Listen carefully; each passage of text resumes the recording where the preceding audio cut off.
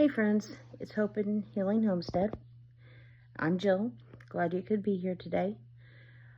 I just want to share a quick video. Today was the first time I was out and about since Christmas, other than going to the hospital for an appointment or a doctor's appointment for me or one of the kids. I was out for a little bit for a dear friend's 90th birthday party at the church. I didn't stay very long at all. But I feel really good that I was able to go for a little bit. One of the medical issues I'm having right now is a lot of swelling in my feet. And so I'm having some problems. Silly as it may sound, I'm having problems walking, fitting in my shoes actually. And it's just, warm enough. I'm wearing sandals, and it's still pretty uncomfortable to walk. So I went today. I was there for just a little bit, just about half an hour or so. And we took turns who went. That way we could all go. And the medical needs kids didn't get any exposure that way. But it was a good time, and I enjoyed seeing, lots of people from church. But anyway, it was a nice time to be out. It was a beautiful day out. And it's amazing what fresh air and friendship does for you, isn't it? Anyway,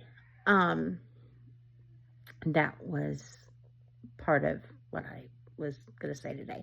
The other thing is, I wanted to do a little bit of a preparedness part of the video. I don't know if y'all follow Modern Homestead Alaska. I don't know her. I've watched her videos, and she has been talking a bit about a possibility of a volcano going off up in Alaska. I think it's Mount Spur, I believe is the name of it. Anyway, you might want to go check out her channel and see what they're doing for preparation. As anybody who watches my channel knows, my preparations are normally for medical and for environmental, emergencies, such as weather emergencies. And a volcano definitely falls into that category. Now, where we live in the country, there's no volcanoes around here. But I honestly have never really put a lot of thought into volcanoes other than run for the hills. I mean, I just haven't. I think of a volcano and I think of Mount St. Helens when it blew up when I was a kid, but that was across the country. It did not affect us. I think of, what I've read and watched about Pompeii. That was absolutely horrendous. Absolutely horrendous. And then I equivalent that to, Yellowstone. And, yeah, run for your life. I mean, I don't know what else to say. So, all that being said, there's some really practical things that are on her channel. She has a video where she's talking about preparing for Mount Spur to go off. And they go and they buy some supplies for it. And in the comment section, especially, people are writing really good comments. Things I never would have thought of. I mean, there's some very just, typical things like, having extra water and things that people, that are very just common sense. But there's things I wouldn't have thought of that, if you happen to be in an area or you have a loved one near a volcano area that you may want to pass along.